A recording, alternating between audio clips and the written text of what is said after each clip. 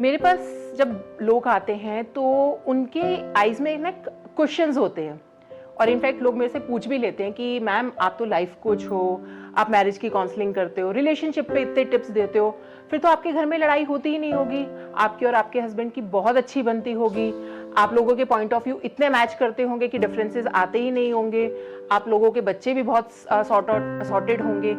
So guys, let me make it very clear that no matter I am a life coach, I counsel people, but at the end of the day I am a human being. और किसी भी emotional का outburst होना, किसी भी emotion का intake होना is a very normal scenario for any human being. Hello everyone, I am doctor Parul Singh, your coach for life. और आज जो मैं आपसे डिस्कस करूंगी वो एक इन जनरल अपनी लाइफ के एक्सपीरियंसेस डिस्कस करूंगी, जिससे कि आपको ये पता चलेगा कि up and down her life में आते हैं, up and down her relationship में आते हैं, लेकिन उन रिलेशनशिप इश्यूज को हम सॉर्ट आउट कैसे करते हैं और हमें उन रिलेशनशिप को कभी भी किसी और से कंपेयर क्यों नहीं करना चाहिए.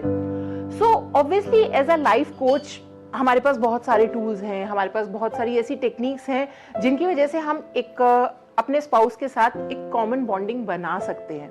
But again at the end of the day है तो हम ह्यूमन बीइंग ही, दिमाग हमारा वही चलेगा, हमारी क्रिबिंग भी कई बारी होती है और इन जनरल हमारे पॉइंट ऑफ व्यू भी मैच नहीं करते हैं.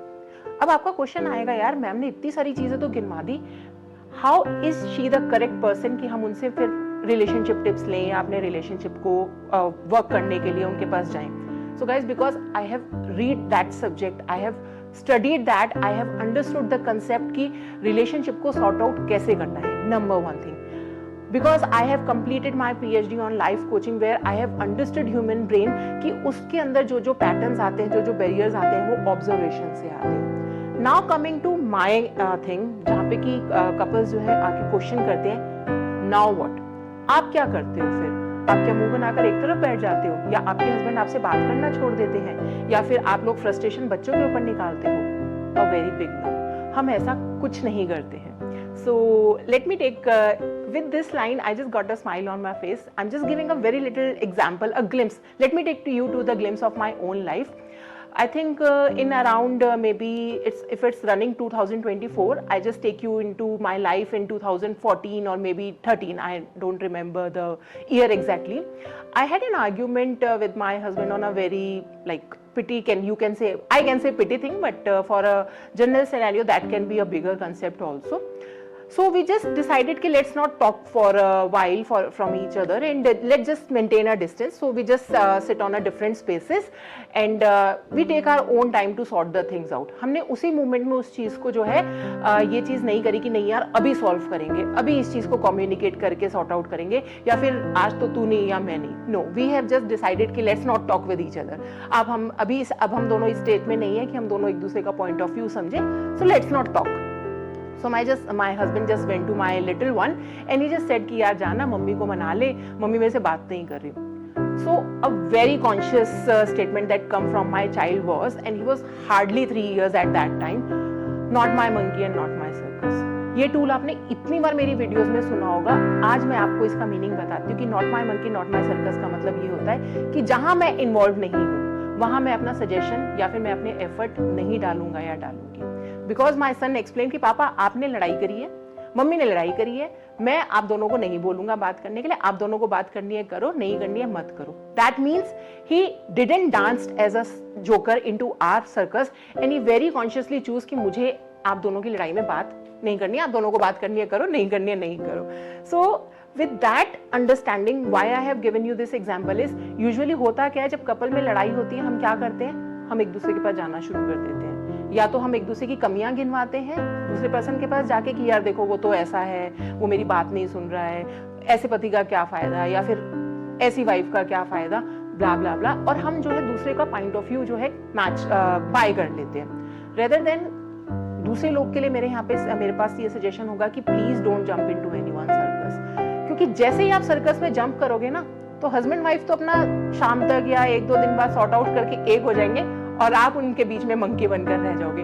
सो please make a conscious choice कि I don't want to be a monkey. और ये मंकी ज्यादातर कौन लोग बनते हैं? या तो इन लॉज बनते हैं, या रिलेटिव्स बनते हैं, या ब्रदर सिस्टर बनते हैं, और ये किसी भी साइड के हो सकते हैं, can be the female side version and can be the male side version. ये तो हो गया एक एस्पेक्ट।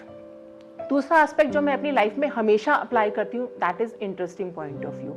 ठीक है, आप दोनों ने एक कम्युनिकेट किया, एक पॉइंट को डिस्कस किया, अभी जरूरी नहीं है कि एज अ हस्बैंड उनको मेरा पॉइंट मानना ही है, या एज अ वाइफ मुझे उनका पॉइंट ऑफ व्यू मानना ही है।